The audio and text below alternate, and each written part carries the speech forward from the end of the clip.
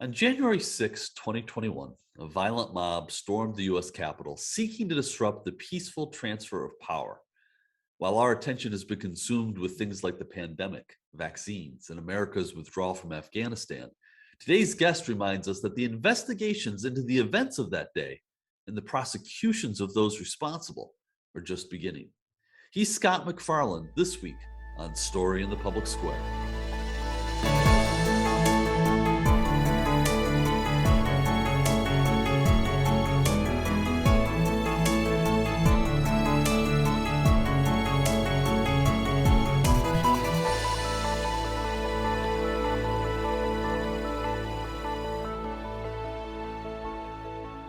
Hello and welcome to A Story in the Public Square. I'm Jim Ludis from the Pell Center at Salve Regina University. And I'm G. Wayne Miller with the Providence Journal. Each week we talk about big issues with great guests, journalists, authors, scholars, and more to make sense of the big stories shaping public life in the United States today. This week we're joined by investigative reporter Scott MacFarlane. If you live in the greater Washington, D.C. area, you know him from Channel 4, the NBC affiliate there. But others may have seen him on MSNBC, CNBC, and elsewhere reporting on the January 6th prosecutions. Scott, thank you so much for being with us. Good to be here, Jim and Wayne.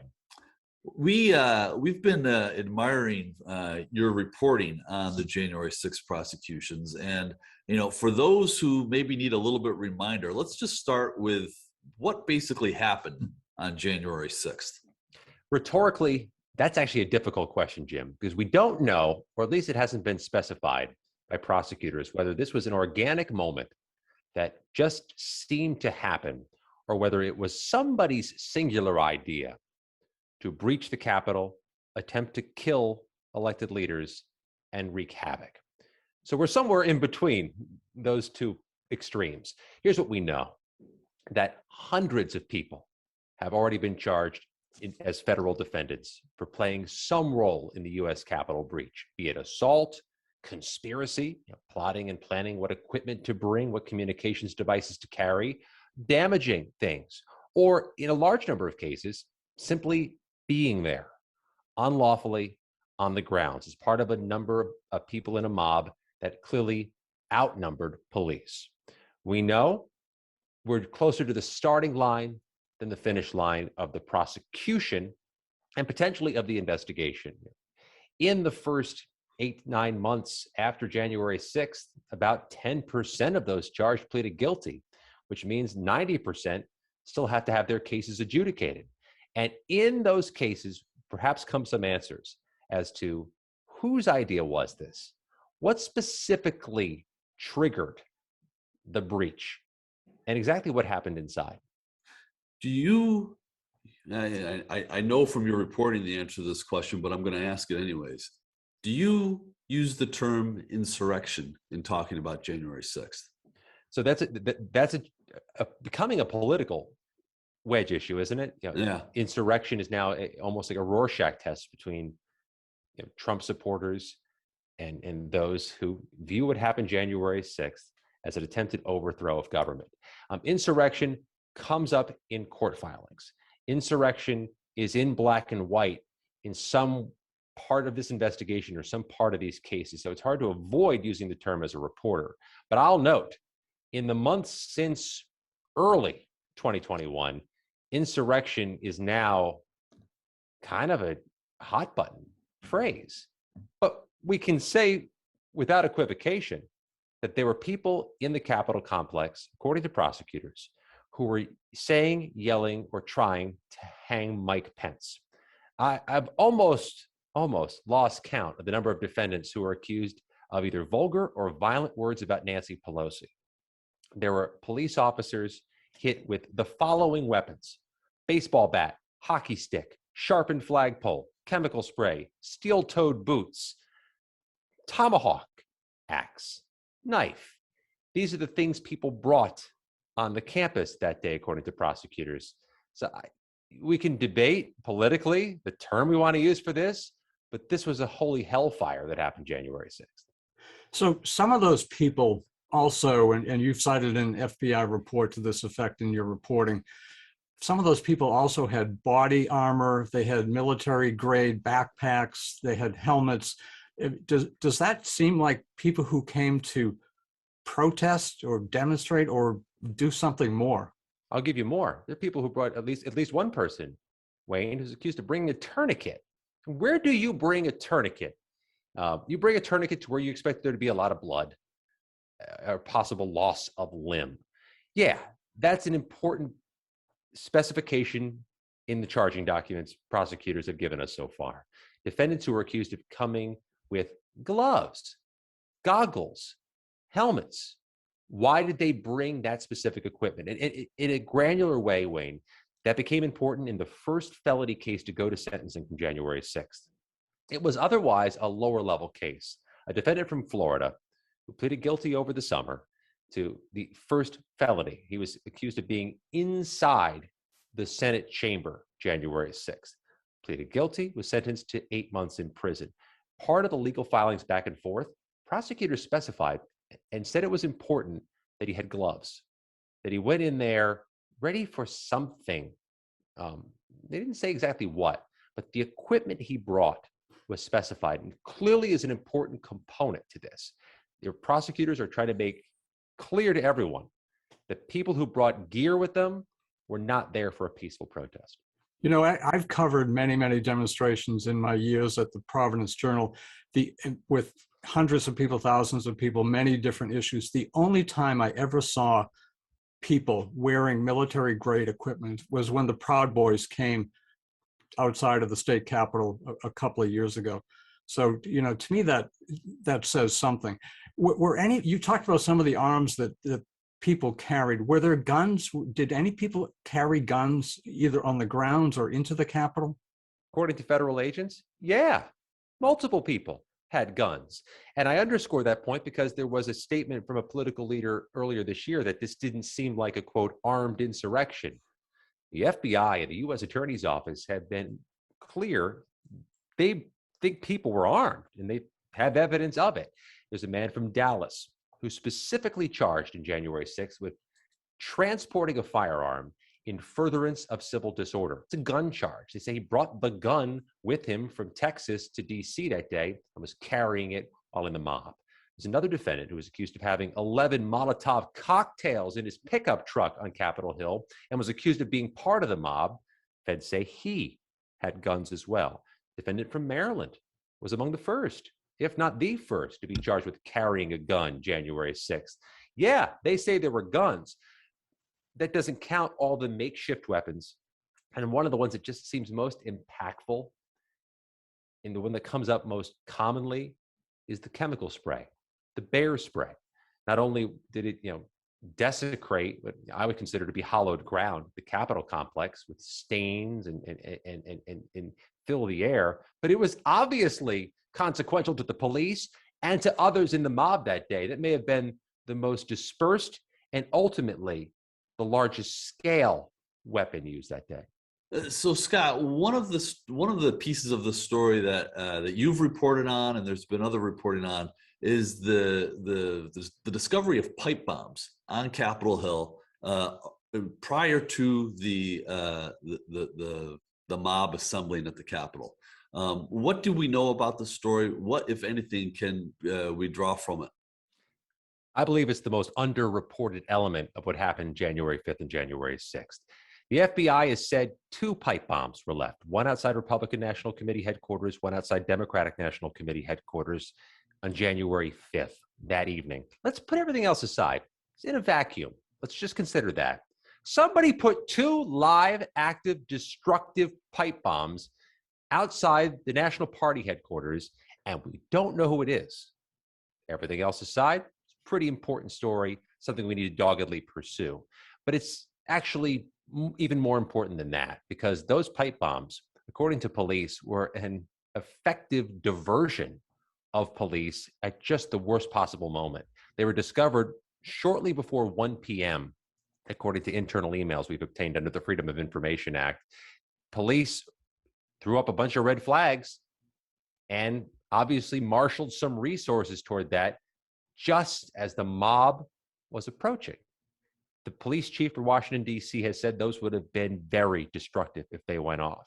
And they forced the evacuation of buildings, including the libraries of Congress, the two Library of Congress buildings, the Cannon House office building, just as the mob was approaching. What an effective diversion as a Capitol riot was about to begin. So you say we don't know who placed them. I'm assuming that the investigation of that, the FBI is continuing to look into who placed those there. And is that true, A? And B, is there any progress in that direction that you know of? So just to be clear, the FBI hasn't said it's arrested anyone, Wayne. The FBI hasn't announced a suspect. But here's what the FBI has done as summer ended. Put up new videos, seeking new tips, trying to get more people to call in and report what they knew. Give us some ideas, give us some suggestions, give us some leads. That indicates they don't have their person yet. And that's alarming on multiple levels. Alarming because, again, this could be somebody whose act was synthesized with other bad actors on January 6th. There could have been part of a conspiracy. What's more, the Capitol Hill neighborhood is just that, Wayne. It's a neighborhood. Those pipe bombs weren't inside marble, hallways. It's next to houses and playgrounds and schools and families. So there's alarm among people who live in that area that they haven't figured out the person who tried to put pipe bombs on their street. Could that person act again? But also, is this going to trigger copycats? Because we've already seen that this year, Jim and Wayne. We saw, of course, January 6th. Then in April, we saw a deadly attack with a car against a Capitol police officer at a security checkpoint. Then August 19th, we saw a man accused of having who said he had an explosive in his truck, accused of engaging in a bomb threat that forced the evacuation of those same buildings and shuttered Capitol Hill for hours. Then, as the summer was ending, we had a person arrested again near Democratic National Committee headquarters, this time police say with a machete, a 2-foot bladed machete in his truck and a swastika painted on it. Is this the new normal on Capitol Hill? Are people now going to more forcefully and fiercely threaten the Capitol complex in a series of incidents that started January 5th with the placement of pipe bombs? Scott, history, literature, there are lots of different examples of groups using the mob to mask the movements of either individuals or small groups of people. And one of the things that struck me, and I know it struck other observers of the events of January 6th, was the apparent movement of men in tactical military gear through the mob in a very purposeful manner. Have you heard in your reporting anything about what those groups may have been doing and who they might have actually been? Yeah, that's been, I think, at the epicenter of the largest case so far. The biggest of the January 6 cases is the case against the accused Oath Keepers, an alleged far-right group that is accused of plotting and planning ahead of January 6th, of conspiring as to what to bring and how to do this. The Oath Keepers are accused of using what you just described, Jim, a military stack formation, using not only the tactical gear that Wayne referenced earlier, but doing it in a coordinated, choreographed fashion that has the hallmarks of military going into enemy territory. They used a military stack, according to prosecutors, outside the Capitol complex to breach. Then, according to the latest court filings, they continued to use a bit of a stack inside the Capitol to traverse the area in there.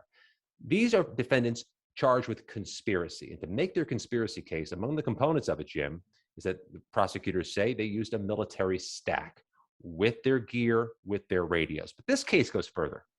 This case alleges planning that began weeks ahead, at least days ahead of January 6th, through the use of encrypted communication.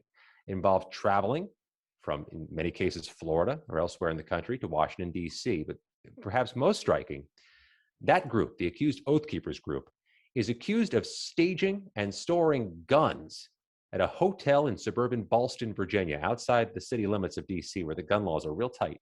Stored them in Ballston, Virginia, to ready them if or when Donald Trump invoked the Insurrection Act for a second wave. Clearly never came to that, but that element of conspiring to stage guns is also an element of this conspiracy case. The Oath Keepers case right now is the heart of the action legally.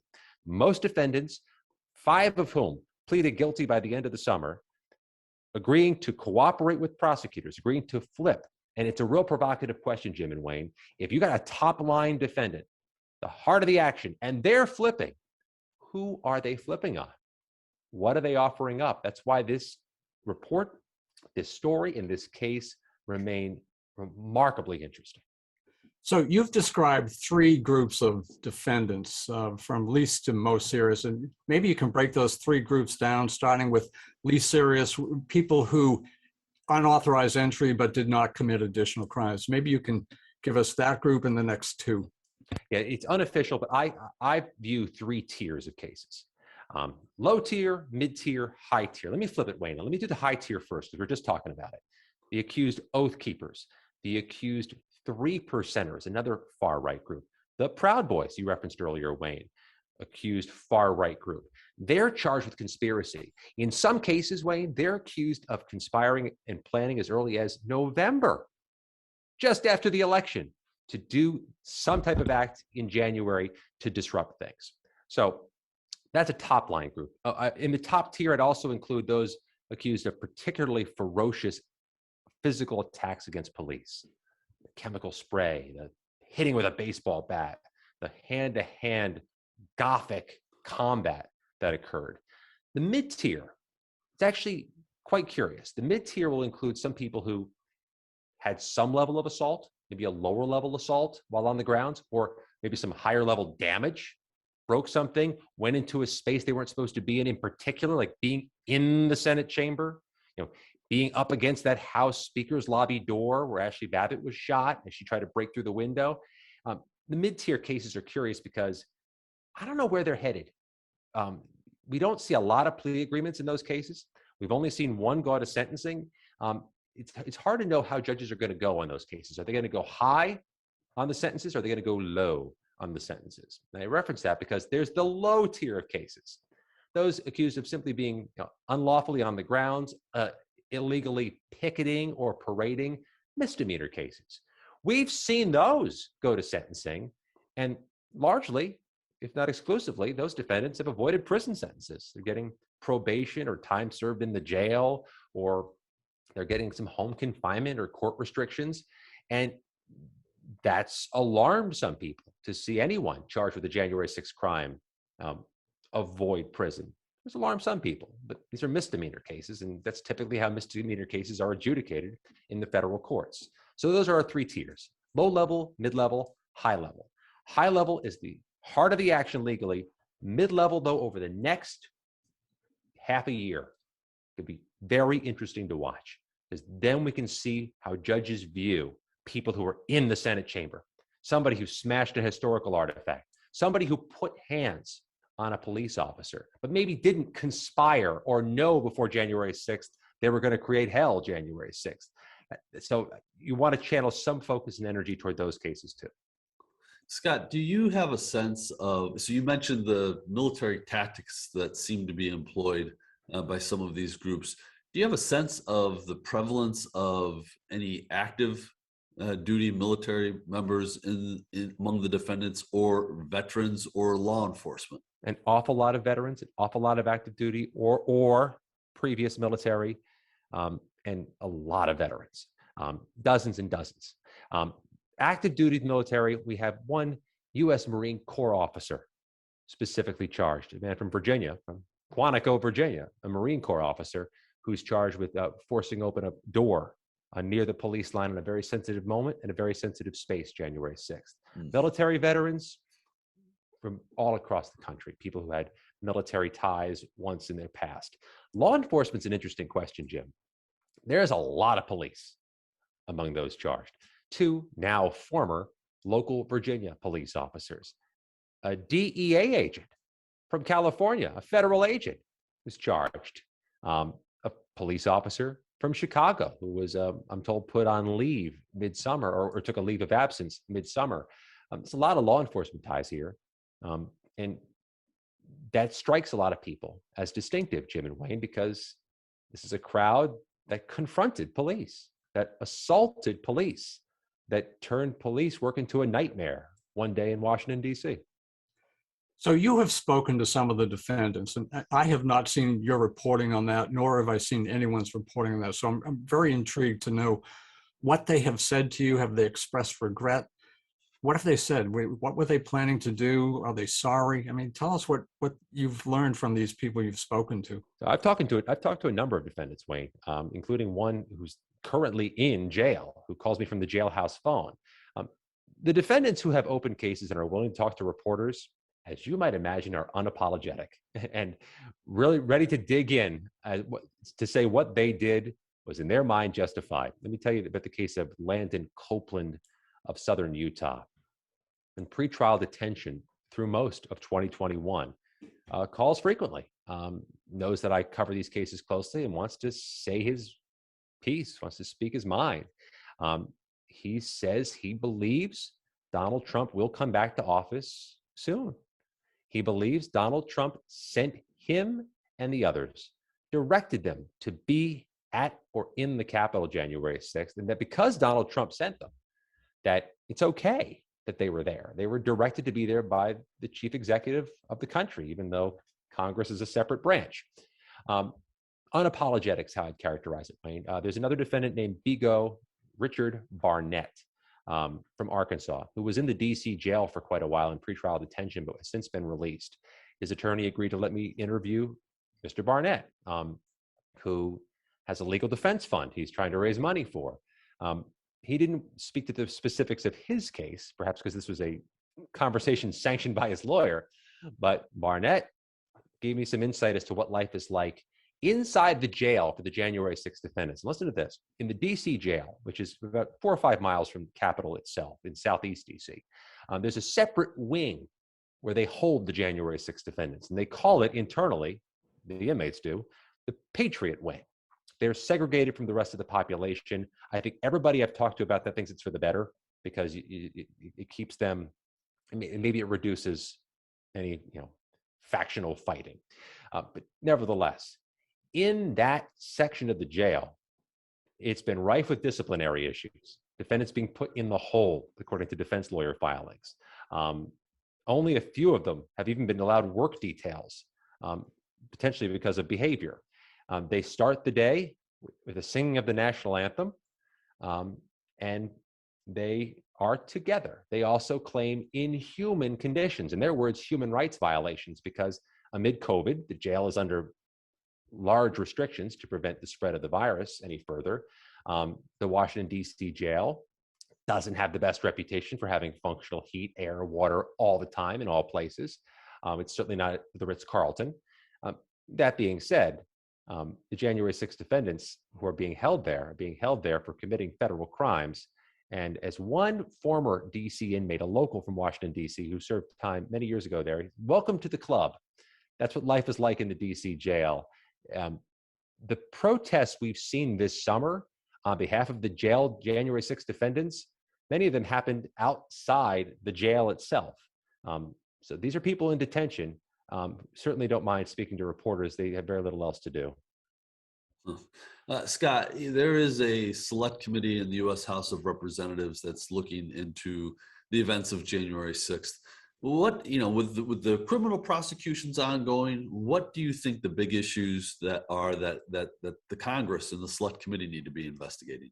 It's going to be a separate world, Jim. I mean, the criminal prosecution is an investigation of the criminal activities that happened on the grounds, near the grounds that day by a set of defendants. What Congress and the select committee can do is take a broader look at what were the conditions that gave rise to those crimes. What were the vulnerabilities that allowed that to be so impactful?